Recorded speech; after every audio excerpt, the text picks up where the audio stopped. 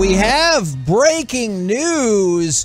Bruce Bochy is, in fact, the 20th full-time manager in franchise history for your Texas Rangers. It's done. The Texas Rangers tweeted it out, and as we know in the social media world, that means it's a done deal. Jared, thank you for being so quickly available. I know we had kind of thought that maybe this might be the move when CY was meeting with him and everything, but what are your thoughts about Bruce Bochy becoming the 20th manager in franchise history?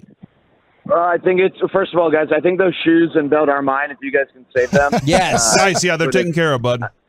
I don't know. They must have been there since like late September, so I don't know what the deal is. But I apologize for that. But yeah, I think it's exciting. I mean, this was, I think he was their number one target. So, you know, from the standpoint of, you know, maybe you wanted this guy and someone else wanted that guy. If you trust their process and, you know, you want them to get their number one target, they got their number one target.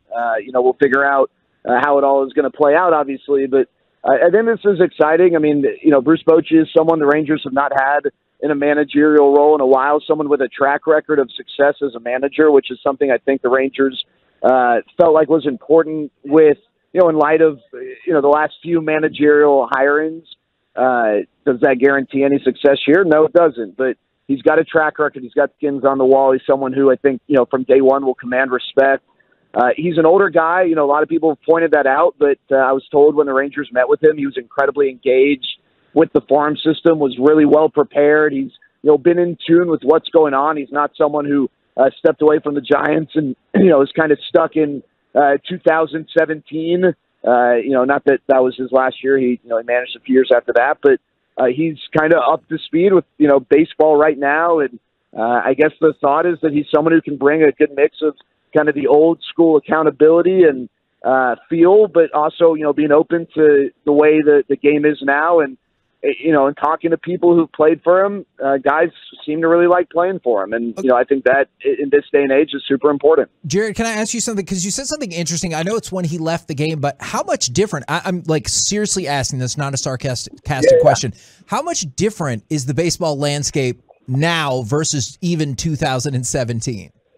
Yeah, I mean, I think it's incredibly different. You know, for one, we're obviously entering into a new world with these rule changes that, you know, have to be considered. I mean, that's, you know, in 2017, I don't know as a manager how much, you know, you're going to deal with the pitch clock other than your pitching coaches making sure your guys are ready to go. But, you know, the shift and stuff, I mean, that's San Francisco is a very kind of, you know, new age organization. So, you know, Bruce Bochy, even though I don't know if he's, you know, diving into ex-WOBA and, you know, bacon and stuff like that, you know, he was a part of an organization that was really up to speed on that stuff. And so the shift and those rules certainly going to, you know, changes the landscape. But, you know, that aside, yeah, I think, you know, with the growth of the data and, you know, if you want to call it analytics, whatever, whether you know, like it or not, it has continued to take on, you know, a bigger life, you know, each year with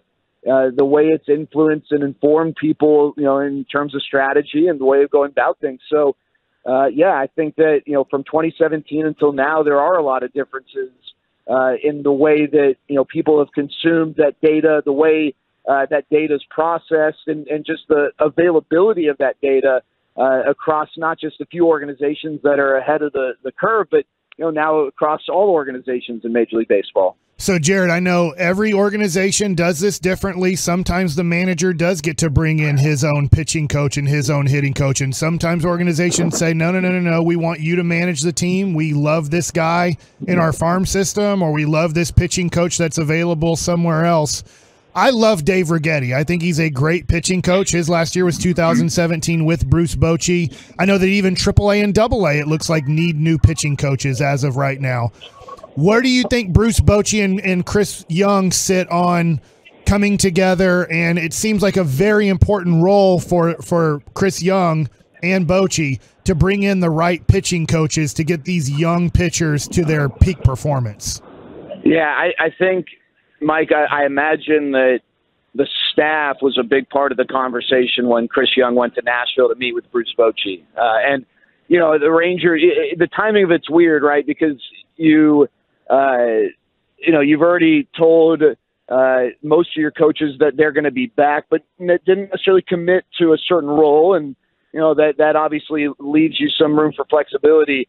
I think there's a decent chance that we'll see a lot more change in the staff next year. When Bruce Bochy can kind of have a full year and the timing of it plays out to where he can bring in his guys.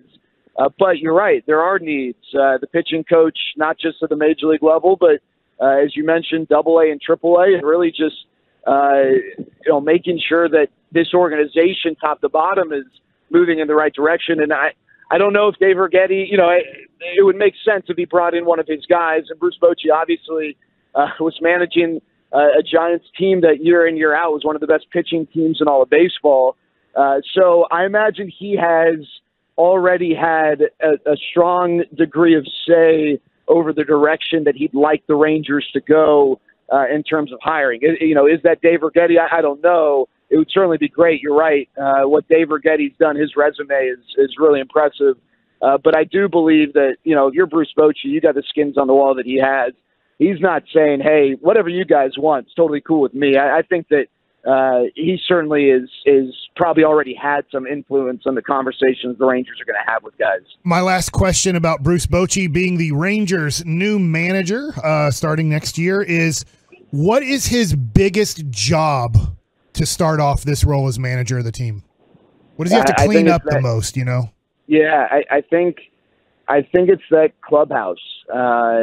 Not that it's a bad clubhouse, but, just based off of what we heard when the Rangers decided to part ways with Chris Woodward, that, they wanted to kind of change the way things were structured and the accountability and, just the feel and the culture. And there's a lot of conversation about Corey Seager and, how he kind of fits into the dynamic and guys sort of doing their own things. And I think when you've got someone like Bruce Bochy, I don't want to say he doesn't care about, you and your feelings. He absolutely does. That's a part of why, his players love him. But, he's had the experience, right? He's dealt with a lot of personalities. He's dealt with the Brian Wilsons and the Madison Bumgarners of the world and, the Hunter Pences, and then a guy like Buster Posey, who's probably like a dream to have on any team. But he's been through it. He's dealt with it.